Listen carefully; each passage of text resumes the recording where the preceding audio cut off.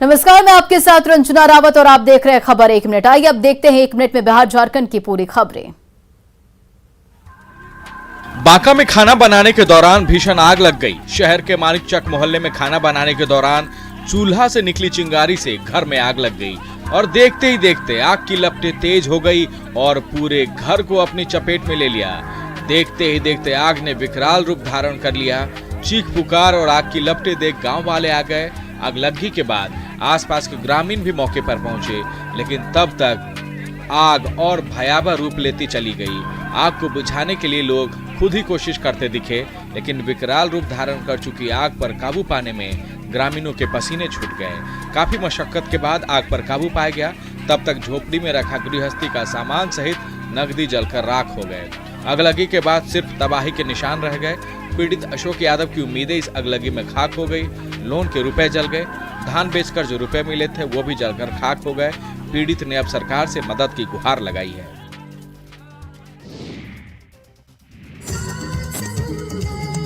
सासाराम में शादी जश्न के दौरान फायरिंग मानो आम बात हो गई हो। कानून का मानो किसी को खौफ नहीं। फायरिंग करने वाले लोग खुलेआम कानून से खिलवाड़ कर रहे हैं। जश्न के दौरान फायरिंग की एक और तस्वीर जिले से आई है। चकाचौंध लाइट्स के बीच डीजे की धुन है। 7 समंदर पार गाने पर लोग डांस कर रहे हैं। कई लोग शराब के नशे में चूर लग रहे हैं और इसी बीच डीजे की धुन पर डांस कर रहे एक शख्स ने तमंचा लहराया। एक नहीं, 2 नहीं, ताबड़तोड़ 3 राउंड पिस्टल से फायरिंग कर दी।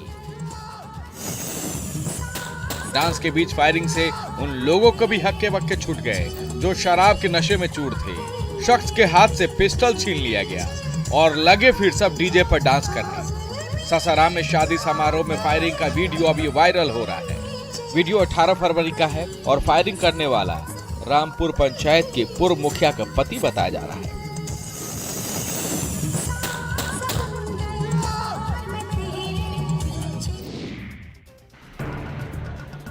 गोपालगंज में शराब तस्करों के खिलाफ बड़ी कार्रवाई की गई है। जिले में शराब तस्करी के तरीकों पर बड़ा वार किया गया है। संतरे की आड़ में शराब तस्करी का खुलासा हुआ है। कुचायकोट के बलथरी चेकपोस्ट के पास उत्पाद विभाग की टीम ने एक बड़ी कार्रवाई की है। उत्पाद विभाग ने ट्रक से करीब 50 लाख की शराब बरामद की है। यूपी से ये शराब ट्रक में संतरा के बीच छिपाकर लाए जा रहे थे। ट्रक को रोककर जब तलाशी ली गई तो संतरों के बीच गत्ते में छिपाकर शराब रखी गई थी। पुलिस को चकमा देने के लिए संतरे की पेटियों के नीचे शराब रखी गई थी। ट्रक से 11,640 बोतल शराब बरामद की गई है। साथ ही ट्रक के ड्राइवर को भी गिरफ्तार कर लिया गया है। गिरफ्तार ड्राइवर लक्ष्मण मंडल उड़ीसा के जगतपुर सिंह का रहने वाला है। शराब को पूरे शहर के साथ साथ आसपास के जिलों में खपाने की योजना थी। पुलिस की इस कार्रवाई से इलाके के शराब तस्कर खौफ में हैं। वहीं पुलिस का साफ कहना है कि जिले में शराब तस्करी को किसी भी हाल में पनपने नहीं दिया जाएगा।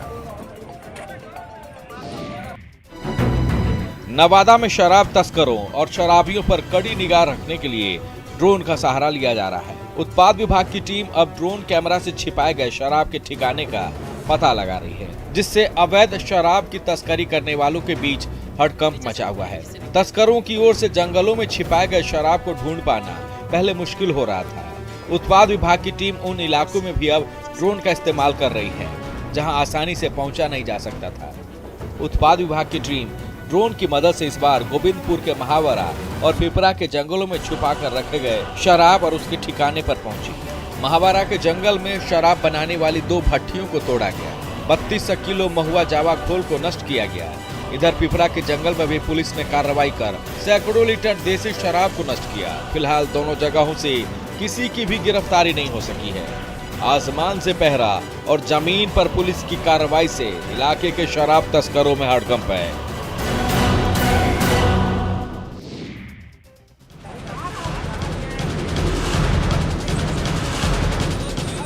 गिरिडीह के डुमरे में बैटरी चोरी के आरोप में एक युवक की जमकर पिटाई की गई। घुटवाली में पेट्रोल पंप के पास खड़े एक ट्रक से बैटरी चोरी करते हुए लोगों ने इस युवक को रंगे हाथ पकड़ लिया, जिसके बाद उस युवक को बिजली के खंभे से हाथ पैर बांधकर जमकर धुनाई कर दी गई। आरोपी बार बार रहम की भीख मांगता रहा। पिटाई से वो घायल भी हो गया, लेकिन भीड़ का दिल पसीज नहीं रहा था। लोग आरोपी चोर की पिटाई किए ही जा रहे थे। जब तक पिटाई से वो घायल नहीं हो गया तब तक उसकी पिटाई हुई। बाद में मौके पर पुलिस को बुलाकर आरोपी चोर को थाने भेज दिया गया। लोगों का कहना है कि डुमरी बेरमो मार्ग पर घुटवाली ग्राम स्थित पेट्रोल पंप पर 12 पहिया ट्रक खड़ी थी, जिसमें लगी बैटरी को एक युवक खोलकर निकाल रहा था। लेकिन तभी आसपास के लोगों की नजर उस युवक की कारगुजारी पर पड़ गई और उन्होंने युवक को रंगे हाथ पकड़ लिया। आरोपी युवक डुमरी का ही बताया जा रहा है। आरोपी चोर का कहना है कि 2 लोगों के साथ वो ट्रक की बैटरी चोरी करने पहुंचा था।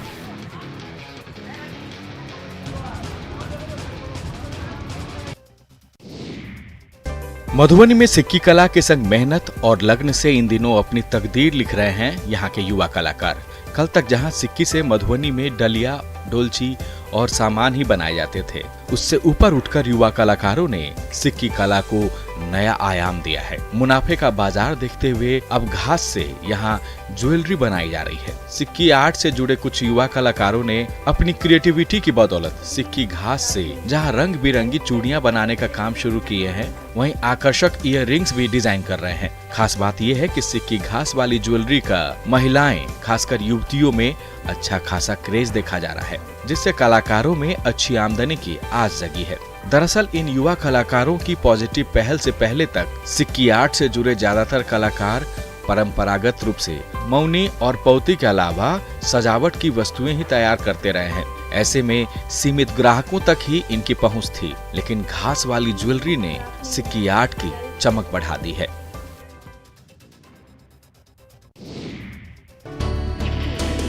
वैशाली के किसान खेती में अब नए नए प्रयोग कर रहे हैं। पारंपरिक खेती से ऊपर उठकर जिले के किसान अब मुनाफे वाली खेती पर ज्यादा ध्यान दे रहे हैं। सब्जियों की खेती यहाँ के किसान तो पहले से ही कर रहे हैं। अब फलों के बाजार को ध्यान में रखते हुए जिले के किसान अपनी जमीन पर फल भी उगाने की कवायद कर रहे हैं। इनमें मीठे मीठे सेब खेतों में उगाने पर किसान ज्यादा जोर दे रहे हैं। यानी वैशाली में भी कश्मीर और हिमाचल के मीठे सेब की खेती करते किसान दिखे तो आश्चर्य नहीं होना चाहिए।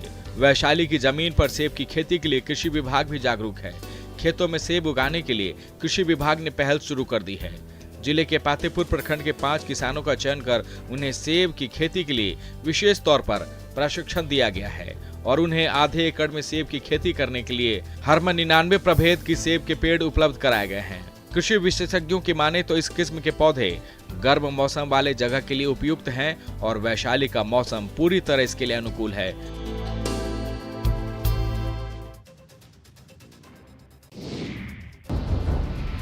रामगढ़ के रामगढ़ बोकारो NH 23 पर कैथा स्थित प्राचीन शिव मंदिर लोगों के आस्था का केंद्र बिंदु है। मंदिर का निर्माण 500 साल पहले पद्मा राजा दलेल सिंह की ओर से कराया गया था, जब रामगढ़ पद्मा राज्य की राजधानी हुआ करती थी। मंदिर में तहखाना भी बना हुआ है। अंदर ही अंदर तालाब तक जाने का रास्ता भी है। मान्यता ये है कि राजा रानी जब यहाँ पूजा करने आते थे तो तहखाने के रास्ते ही तालाब से स्नान कर मंदिर में पूजा अर्चना करते थे। मंदिर के पहले तल्ले पर शिवलिंग स्थापित है। ऊपर जाने के लिए 2 सीढ़ी बनी हुई है। चूना सुर्खी से बने इस मंदिर को साल 2006-07 में राष्ट्रीय धरोहर घोषित किया गया था। जीर्णोद्वार का आधा अधूरा काम भी हुआ, लेकिन जीर्णोद्वार का काम पूरा नहीं किया जा सका। मंदिर के ऊपर छोटे छोटे पेड़ और झाड़ी उगाए हैं। अगली पीढ़ी के लिए इस मंदिर को संरक्षित रखने की जरूरत है। शिल्प और स्थापत्य कला के नमूने के तौर पर इस मंदिर को संरक्षित रखना जरूरी है, ताकि आने वाली पीढ़ी इस कला को देख सके।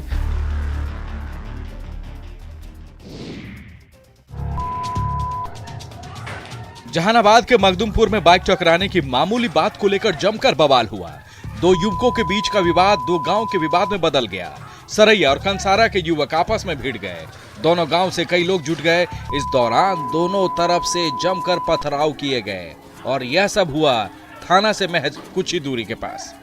मारपीट के बाद दोनों पक्षों में काफी देर तक पथराव हुआ। बीच सड़क पर पत्थरबाजी के बाद इलाके में तनाव बढ़ गया। दोनों तरफ से बीच सड़क पर पत्थरबाजी होने लगी। तनाव बढ़ता देख दुकानदारों ने अपनी दुकानें बंद कर ली। आसपास के इलाके में भगदड़ मच गई। सड़क पर सिर्फ पत्थर ही पत्थर बिखरे हुए नजर आए। इधर रोडेबाजी में कई लोग घायल भी हो गए। स्थानीय लोगों ने बताया कि एक दिन पहले दोनों गांव के लड़के बाजार आए। इस दौरान बाइक टकरा गई। तब दोनों को लोगों ने समझाकर हटा दिया था, लेकिन फिर दोनों अपने अपने गांव के लोगों के साथ पहुंच गए और दोनों गांव के लोगों ने जमकर बवाल किया। अमरनाथ पहाड़ में आग की लपटें और धुआं दिखने के बाद लोगों में हड़कंप मच गया। पहाड़ी पर आग धधकने लगी और धीरे धीरे आग ने भयानक रूप ले लिया। माना यह जा रहा है कि किसी शरारती लोगों ने जंगल में आग लगाई हो। लेकिन आग लगने के अन्य कारणों को भी नकारा नहीं जा सकता। तेज हवा की वजह से आग जंगल के कई किलोमीटर तक पहुंच गई। दर्जनों पेड़ पौधे आग की भेंट चढ़ गए। जंगल में खड़ी घास फूस जलकर राख हो गए। आग की लपटें इतनी तेज थी कि कुछ मिनटों में कई एकड़ तक आग फैल गई। जस्ट गोरनाथ पहाड़ पर जहां तक लोगों की नजर जा रही थी, सिर्फ आग के गोले ही नजर आ रहे थे। इधर आग लग जाने से पहाड़ के आसपास और उसकी तलहटी में बसे कई गांव में दहशत का माहौल बन गया। दहशत में पूरी रात इन लोगों ने जागकर ही बिताए। कई घंटों के बाद जंगल में लगी आग पर काबू पाया जा सका।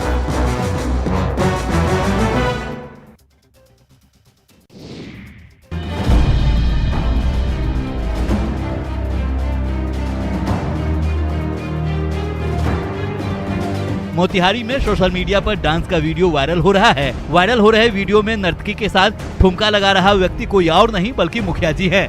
वायरल वीडियो मोतिहारी के केसरिया प्रखंड स्थित दक्षिणी हुसैनी पंचायत का बताया जा रहा है, जहां के मुखिया ऑर्केस्ट्रा में भोजपुरी गाने पर ठुमका लगा रही नर्तकी को देखकर खुद को रोक नहीं पा रहे हैं और सारी मर्यादाओं को भूलकर उसके साथ ठुमका लगा रहे हैं। स्टेज पर गाँव के अन्य लोग भी मुखिया जी का हौसला बढ़ा रहे हैं। मुखिया जी के ठुमका लगाने का वीडियो गांव के लोगों की तरफ से भी सोशल मीडिया पर वायरल किया गया है।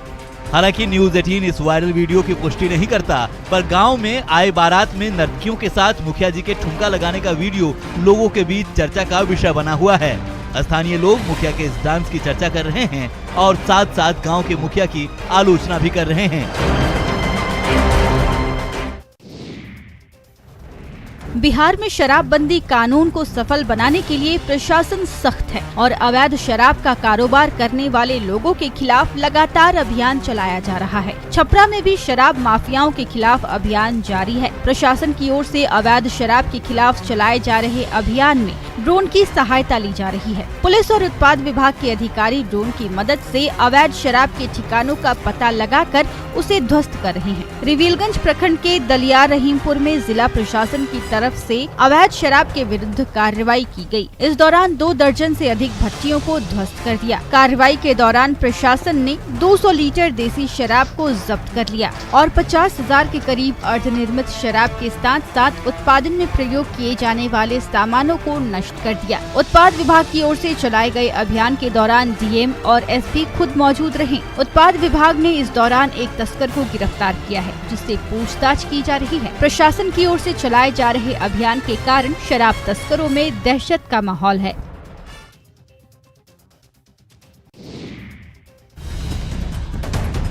बिहार में शराबबंदी कानून को लेकर पुलिस सख्त रूप अपना रही है।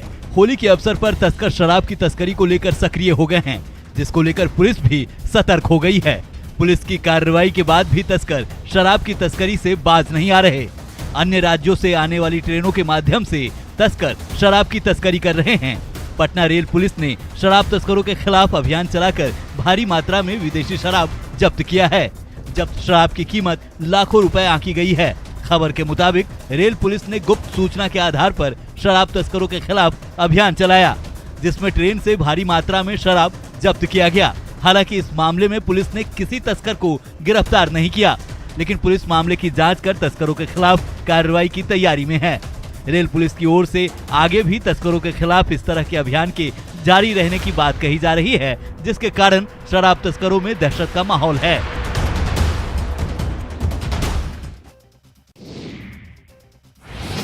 सीतामढ़ी में स्वास्थ्य व्यवस्था को लेकर अक्सर सवाल उठते रहते हैं। सवाल फिर उठे हैं अस्पताल की बदहाली को लेकर। जिले के भांसर मछा गांव के सरकारी अस्पताल को देख लीजिए। अब ये सिर्फ कागजों में ही सिमट कर रह गया है। अस्पताल का भवन खंडहर में तब्दील हो चुका है। इसकी दीवारें क्षतिग्रस्त हो चुकी है। अस्पताल का यह भवन कभी भी धराशायी हो सकता है। अस्पताल का ये हाल तब है जब स्थानीय बीजेपी के विधायक मिथिलेश कुमार और जेडीयू एमएलसी रामेश्वर कुशवाहा का पैतृक गांव भांसर मछा में है, लेकिन अस्पताल की बदहाली की ओर किसी का ध्यान नहीं जाता। अस्पताल के कागज धूल फांक रहे हैं। अस्पताल में जिस सामान से मरीजों का इलाज होता था वो अलमीरा में अब खराब हो चुके हैं। अस्पताल की खिड़कियां टूटी हुई है। अस्पताल के दरवाजे दम तोड़ चुके हैं। एक नज़र में अगर देखें तो अस्पताल से ज़्यादा यह भवन तबेला लगता है। ना तो यहाँ डॉक्टर आते हैं और ना ही अस्पताल के कोई कर्मी, तो मरीजों ने भी आना छोड़ दिया। अगर डॉक्टर होते यहाँ दवाई होता तो मतलब हमारे गांव या पूरा पंचायत को मतलब कहीं जाना नहीं पड़ता। ये सब स्वास्थ्य ये सब देखना चाहिए ना सरकार को। बोकारो हवाई अड्डे से इसी साल 15 अगस्त से 2 अक्टूबर के बीच हवाई सेवा शुरू हो सकती है। इसके लिए सभी प्रक्रिया पूरी की जा रही है। जल्द ही बोकारो स्टील की ओर से उड़ान सेवा के लिए लाइसेंस के लिए आवेदन दिया जाएगा। बोकारो विधायक, बोकारो एयरपोर्ट अथॉरिटी और सेल के अधिकारियों के बीच बैठक के बाद ये बातें साफ हो सकी है। दरअसल बोकारो हवाई अड्डे का निर्माण कार्य काफी दिनों से चल रहा है। हवाई सेवा शुरू करने के लिए कई बार समय की जानकारी भी दी गई, लेकिन तय समय में यहां से उड़ान सेवा शुरू नहीं हो सकी। फिलहाल बोकारो हवाई अड्डे के लिए लाइसेंस की प्रक्रिया पूरी की जा रही है। हवाई अड्डे के पास पेड़ों को हटाने के लिए वन विभाग से अनुमति मिलने का इंतजार है। बोकारो विधायक का कहना है कि हवाई सेवा के लिए बोकारो हवाई अड्डा पूरी तरह से तैयार है। कुछ प्रक्रिया कागजी और कंस्ट्रक्शन को लेकर हो रही है, जिसे जल्द पूरा कर लिया जाएगा। उम्मीद है कि 15 अगस्त से 2 अक्टूबर के बीच बोकारो से हवाई सेवा शुरू हो जाएगी।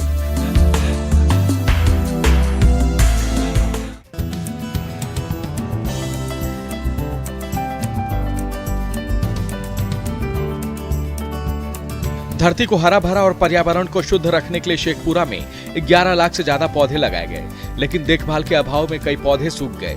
ये हाल तब है जब पर्यावरण के प्रति राज्य सरकार कई योजनाएं चला रही है। जल जीवन हरियाली योजना के तहत ही इन सभी पौधों को लगाए गए थे। 11,66,000 पौधारोपण में करोड़ों का खर्च भी हुआ था। पौधों की देखभाल के लिए राशि भी दी गई। मनरेगा योजना के तहत पौधों का संरक्षण और उसकी देखभाल के लिए मेट की व्यवस्था है, लेकिन पौधा लगाने तक ही सभी ने अपनी जिम्मेदारी समझी। जिले में पौधारोपण का अभियान केवल खानापूर्ति तक ही सीमित होकर रह गया है। शहर से लेकर गांव तक जो पौधे लगाए गए थे, उनका हाल ये है कि उनमें से कई पौधे सिंचाई न होने की वजह से सूख गए हैं। सदर ब्लॉक के मटोहर दाह पर लगाए गए हजारों पौधे बर्बाद हो गए। पौधों के नाम पर कई जगह अब सिर्फ बेरियां ही नजर आ रही है। जिले को हरा भरा रखने का जो लक्ष्य रखा गया था, वो अब सवालों में है। कोरोना के बाद से भीख मांगने वाले लोगों की संख्या में वृद्धि हुई है और कुछ लोग भीख मांगकर ही अपना गुजारा कर रहे हैं, लेकिन उन लोगों को इस बुजुर्ग से सीख लेने की जरूरत है। जी हाँ, हम बात कर रहे हैं 81 साल के बुजुर्ग कामेश्वर शाह की। विभिन्न परेशानियों के बाद भी ये भीख नहीं मांगते, बल्कि पॉपकॉर्न बेचकर आत्मसम्मान के साथ अपना गुजारा करते हैं। इको पार्क घूमने आने वाले लोगों की नजर जैसे ही इन पर पड़ती है, लोग खुद ही इनसे सामान खरीदने लगते हैं। हर दिन कामेश्वर शाह पीठ पर सामानों को रखकर पैदल ही इको पार्क के पास आते हैं। कान से बहरे हो चुके इस बुजुर्ग की एक आंख की रोशनी भी गायब है, फिर भी ये भीख मांगने की बजाय मेहनत कर अपना जीवन गुजार रहे हैं। मेहनत और आत्मसम्मान के साथ जीवन जी रहे इस बुजुर्ग से उन लोगों को सीख लेने की जरूरत है, जो शरीर से स्वस्थ होने के बाद भी मेहनत नहीं करते और भीख मांगकर अपना जीवन बिताते हैं।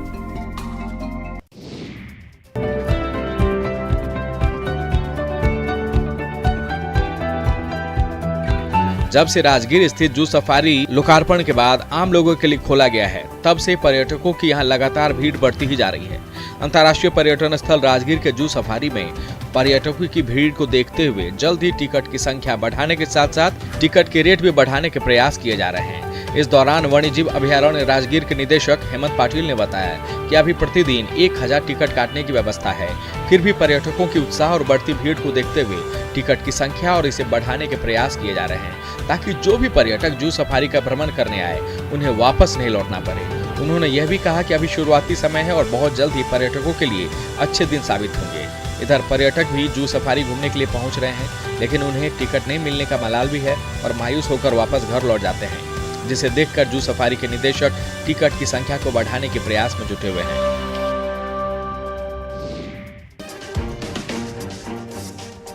बिहार में शराबबंदी कानून को सफल बनाने और लोगों को शराब के खिलाफ जागरूक करने का अभियान चलाया जा रहा है। इस अभियान में मिसेज इंडिया वर्ल्ड की विजेता और उप विजेता रह चुकी महिलाएं घर घर जाकर लोगों को जागरूक करने का काम कर रही हैं। सौंदर्य प्रतियोगिता का खिताब जीत चुकी और उसमें भाग ले चुकी महिलाएं लोगों को शराब के खिलाफ जागरूक कर रही हैं और गांव की महिलाओं से अपने पति को शराब से दूर रखने का अनुरोध कर रही हैं।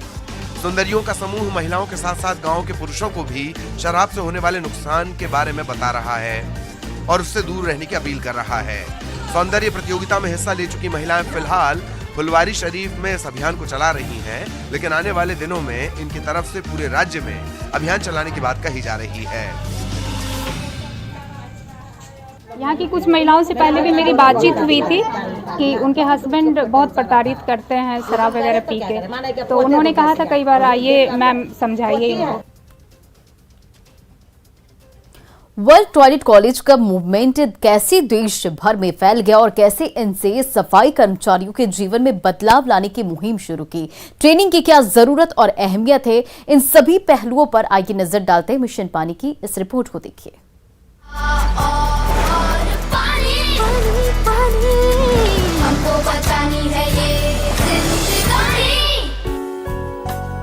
आज हम जिस जगह पे खड़े हुए हैं ये पटियाला का कैंट एरिया है। ये बेसिकली एक आर्मी एरिया है। यहाँ पे तकरीबन 455 के करीब सैनिटेशन वर्कर्स काम करते हैं जो किसी एजेंसी से जुड़े हुए हैं। हमने आज इन सैनिटेशन वर्कर्स की फर्स्ट बैच को ट्रेनिंग दिया है, जिसमें तकरीबन 50 से 60 लोग आए थे ट्रेनिंग लेने के लिए। महिला सफाई कामदार भी हैं, पुरुष सफाई कामदार भी हैं। इन लोगों को आज हमने ट्रेनिंग में सिखाया कि कोविड-19 के समय में आप काम करते वक्त किन किन बातों का ध्यान रखेंगे, कोविड एप्रोप्रिएट बिहेवियर आपका किस प्रकार से होना चाहिए, अपनी हेल्थ का ध्यान किस तरीके से रखें काम करते वक्त, और सेफ्टी एट वर्क प्लेस। इसके अलावा soft skill, waste management, water and sanitation.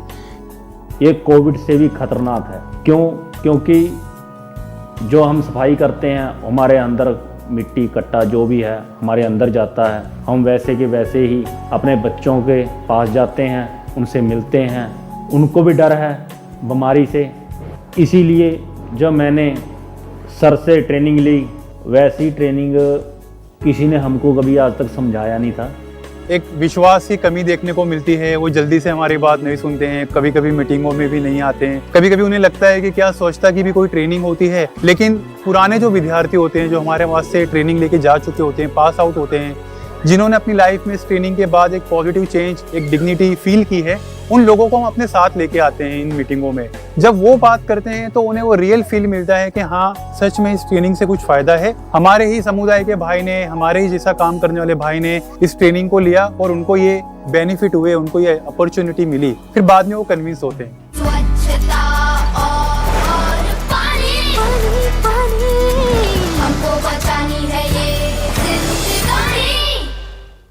और फिलहाल इस बुलेटिन में इतना ही। बने रहे न्यूज़ 18 बिहार झारखंड के साथ।